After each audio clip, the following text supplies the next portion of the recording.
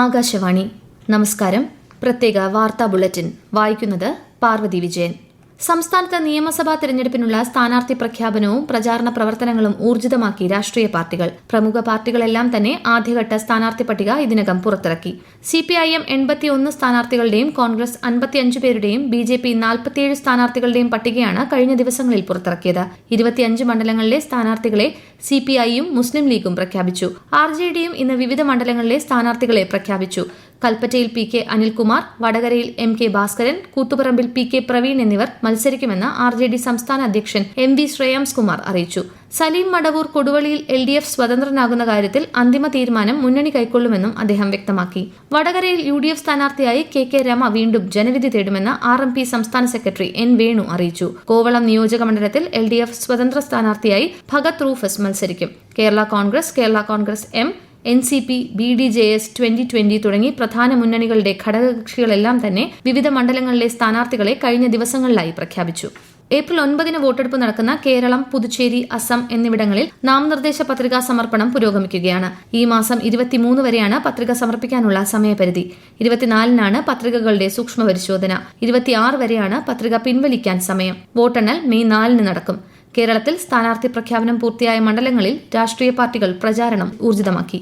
കേരളം, പുതുച്ചേരി, അസം, തമിഴ്നാട്, പശ്ചിമബംഗാൾ നിയമസഭാ തിരഞ്ഞെടുപ്പിനും 6 സംസ്ഥാനങ്ങളിലെ ഉപതെരഞ്ഞെടുപ്പുകൾക്കുമായി 1111 നിരീക്ഷകരെ വിന്യസിച്ച് കേന്ദ്ര തിരഞ്ഞെടുപ്പ് കമ്മീഷൻ. 557 പൊതുനിരീക്ഷകരെയും 188 പോലീസ് ഒബ്സർവർമാരെയും 366 ചിലവ് നിരീക്ഷകരെയുമാണ് നിയോഗിച്ചിട്ടുള്ളത്. കേരളത്തിൽ 51 പൊതുനിരീക്ഷകരെയും 17 പോലീസ് ഒബ്സർവർമാരെയും 40 ചിലവ് നിരീക്ഷകരെയുമാണ് വിന്യസിച്ചത്. തിരഞ്ഞെടുപ്പ് നടക്കുന്ന സംസ്ഥാനങ്ങളിൽ 25 ലക്ഷം ഉദ്യോഗസ്ഥരെയും സുഗമമായ തിരഞ്ഞെടുപ്പ് നടത്തിപ്പിനായി തിരഞ്ഞെടുപ്പ് കമ്മീഷൻ നിയോഗിച്ചിട്ടുണ്ട്. നിയമസഭാ തിരഞ്ഞെടുപ്പുമായി ബന്ധപ്പെട്ട് നിയോഗിച്ച നിരീക്ഷകർ ഇടുക്കിയിലെത്തി. വിവിധ നിയമസഭാ മണ്ഡലങ്ങളുടെ ചുമതലയുള്ള പൊതുനിരീക്ഷകരായ ദീപ്തി ഉപ്പൽ, ഹർഷത് കുമാർ പട്ടേൽ, തിരഞ്ഞെടുപ്പ് ചിലവ് നിരീക്ഷകരായ ആശിഷ് കുമാർ, നമിത പട്ടേൽ എന്നിവരാണ് ജില്ലയിലെത്തിയത്. തിരഞ്ഞെടുപ്പുമായി ബന്ധപ്പെട്ട കാര്യങ്ങൾ കളക്ടറേറ്റിൽ ചേർന്ന യോഗത്തിൽ പൊതുനിരീക്ഷകർ വിലയിരുത്തി. തിരുവനന്തപുരം ജില്ലയിലെ ഏതെങ്കിലും സ്ഥാനാർത്ഥികളോ ഏജന്റുമാരോ രാഷ്ട്രീയ കക്ഷികളോ ഓഡിറ്റോറിയങ്ങൾ, കമ്മ്യൂണിറ്റി ഹാളുകൾ എന്നിവ പരിപാടികൾക്കായി ബുക്ക് ചെയ്യുമ്പോൾ പരിപാടിയുടെ തീയതി, സമയം എന്നിവ സ്ഥാപനം സ്ഥിതി ചെയ്യുന്ന നിയോജക മണ്ഡലത്തിന്റെ ചുമതലയുള്ള അസിസ്റ്റന്റ് എക്സ്പെൻഡിച്ചർ ഒബ്സർവറെ രേഖാമൂലം അറിയിക്കേണ്ടതാണെന്ന് കളക്ടറേറ്റിലെ ഫിനാൻസ് ഓഫീസർ അറിയിച്ചു. തൈക്കാട് PWD റെസ്റ്റ് ഹൌസിലാണ് ഒബ്സർവറുടെ ഓഫീസ് പ്രവർത്തിക്കുന്നത്. പാർലമെന്റിന്റെ ഇരുസഭകളിലും നടപടികൾ പുരോഗമിക്കുന്നു. കൃഷി കർഷക ക്ഷേമ മന്ത്രാലയത്തിന്റെ ധനാഭ്യർത്ഥനകളിന്മേലുള്ള ചർച്ചകൾ ലോക്സഭയിൽ തുടരുകയാണ്. രാജ്യസഭയിൽ നിന്ന് വിരമിക്കുന്ന 59 അംഗങ്ങൾക്ക് സഭ ഇന്ന് യാത്രയയപ്പ് നൽകി. രാജ്യസഭയുടെ സുഗമമായ നടത്തിപ്പിന് അംഗങ്ങൾ നൽകിയ സംഭാവനകൾ വളരെ വലുതാണെന്ന് അധ്യക്ഷനായ ഉപരാഷ്ട്രപതി CP രാധാകൃഷ്ണൻ പറഞ്ഞു.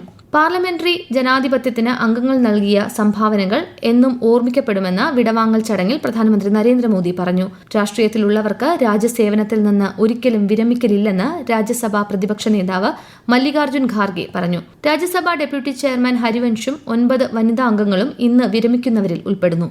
പത്തനംതിട്ട ജില്ലാ പഞ്ചായത്ത് അംഗവും കോൺഗ്രസ് നേതാവുമായ ശ്രീനാദേവി കുഞ്ഞമ്മയുടെ പേര് വോട്ടർ പട്ടികയിൽ നിന്നും വെട്ടി. വ്യാജരേഖ ചമച്ച് റേഷൻ കാർഡിൽ പേര് ചേർത്തെന്ന പരാതിയിൽ സപ്ലൈ ഓഫീസർ റേഷൻ കാർഡ് റദ്ദാക്കിയിരുന്നു. ഇതിനെ തുടർന്ന് നൽകിയ പരാതിയിലാണ് വോട്ടർ പട്ടികയിൽ നിന്ന് ശ്രീനാദേവി കുഞ്ഞമ്മയുടെ പേര് നീക്കം ചെയ്തിരിക്കുന്നത്.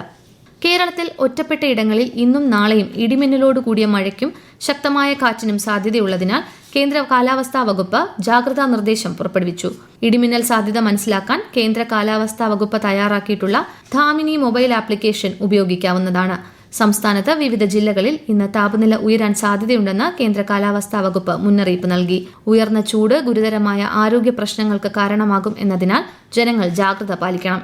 രാജ്യത്തെ ഓഹരി വിപണികളിൽ നേട്ടം. സെൻസെക്സ് 698 പോയിന്റ് ഉയർന്ന് 76,769-ലും നിഫ്റ്റി 214 പോയിന്റ് വർദ്ധിച്ച് 23,795-ലും വ്യാപാരം തുടരുന്നു. സ്വർണ്ണവില കുറഞ്ഞു. പവന് 240 രൂപ കുറഞ്ഞ് 1,15,680 രൂപയും ഗ്രാമിന് 14,460 രൂപയുമാണ് ഇന്നത്തെ വില. പ്രത്യേക വാർത്താ ബുള്ളറ്റിൻ കഴിഞ്ഞു. അടുത്ത വാർത്താ പ്രക്ഷേപണം വൈകിട്ട് 6:30.